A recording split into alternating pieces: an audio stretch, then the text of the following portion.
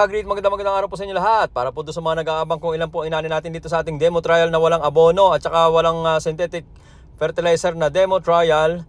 Ang inani po natin dito is 143 kabans per hectare. Pagka i-convert po natin, yung 2,500 square meter po ay naharbisan natin ang 29 kabans.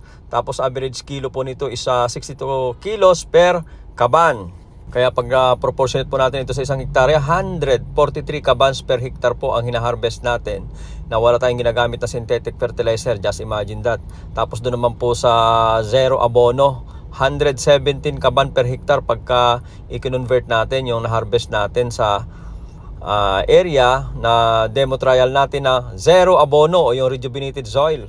So ang protocol nga po nito is hindi po lingid sa inyong kaalaman kasi lagi nga po tayo nagla-live, almost everyday tayo nagla-live simula po nung tayo ay nagdapog hanggang sa tayo ay mag-harvest. Halos everyday po nagla-live tayo at saka nagba-vlog po tayo ng ginagawa natin dito. So yung protocol po nito is available online. So para bigyan ko lang po kayo ng konting hints kung paano po yung ginawa natin para bago sa ating channel. Matagal ko na pong ginagawa to, di ba? So meron pa tayo rito noong nakaraan na demo trial ng mga iba-ibang klase ng hybrid rice seeds. Iba-ibang klase ng hybrid para sa pure organic fertilization method o walang ginagamit, zero synthetic fertilization.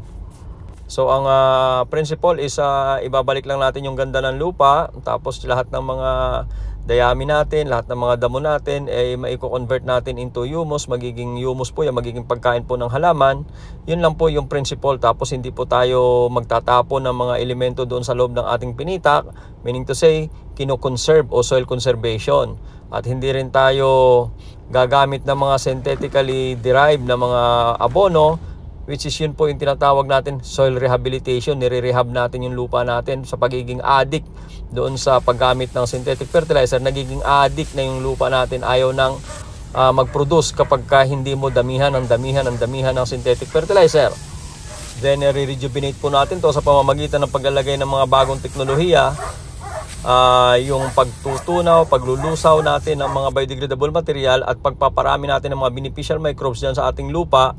Yun po yung tinatawag na soil rejuvenation. So pagka nakamit na po natin yan, magka-come up din tayo sa ganitong nangyayari sa aking lupa rito. So kung ano yung nangyayari sa aking lupa is the same as ganyan din po yung nangyayari sa lupa Luzon, Visayas, Mindanao, doon sa ating mga followers na nagsimula na po sila sa ganitong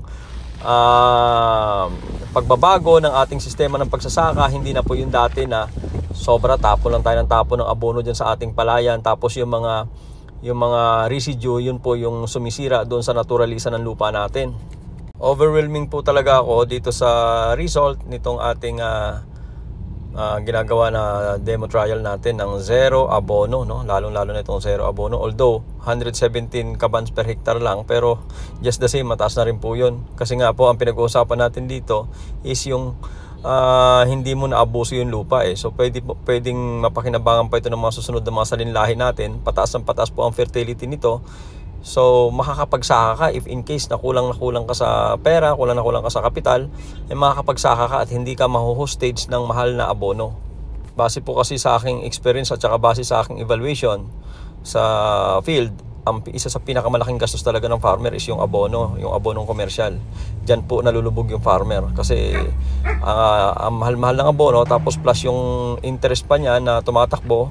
After 3 months, 4 months, saka mo babayaran, interest pa lang, yari ka na. So kung ganun pala at meron naman palang paraan para ma-rejuvenate yung lupa at hindi ka aasa sa utang ng iyong kapital sa abono, so malaking bagay po ito. Kaya po pinagsisikapan natin na ma-share po sa mga farmers yung mga protocol na ginagawa natin. So 3 bagay lang po ang lagi nating tatandaan. Yun pong soil conservation, soil rehabilitation, and soil rejuvenation. Pag nagawa po natin yung 3 bagay niyan, nako, malaking alwan na po sa ating mga magsasaka yan. At yan po ang magiging susi para magkaroon ng tinatawag na sustainability yung ating farming system sa Pilipinas. So, with this, halongkatin nyo lang po yung ating mga videos. Lahat-lahat po, nandyan lahat sa ating munting channel, Well Agri TV, mapa YouTube, mapa Facebook. Pakisubscribe lang po at saka pakipollow. Nasa ganoon madagdagan po yung ating mga kaalaman at in the end tayo rin po ang kikinabang ng mga bagay na ito. Maraming salamat po sa inyong suporta at maraming salamat sa inyong pag-share ng ating videos.